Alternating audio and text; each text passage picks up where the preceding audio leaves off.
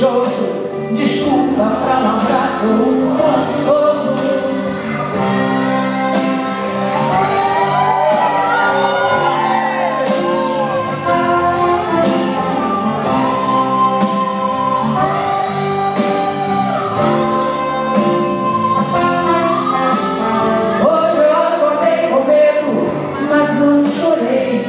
Nem reclamei abrigo. Do escuro eu via o infinito sem presente, passado ou futuro. Senti um abraço forte, já não era medo, era uma coisa sua que ficou em mim.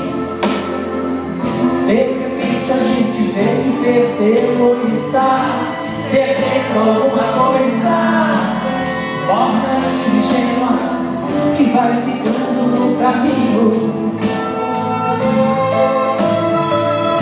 que é escuro e frio, mas também bonito, porque é iluminado pela beleza do que aconteceu há minutos atrás.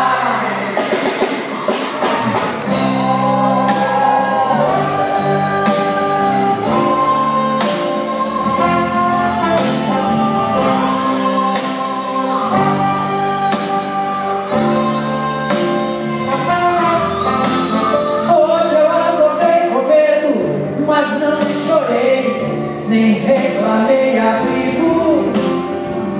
Do escuro via o infinito sem presente, passado ou futuro.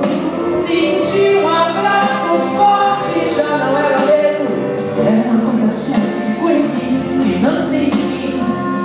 De repente a gente vê que perdeu ou está perdendo alguma coisa, morna e ingênua, que vai ficando no caminho,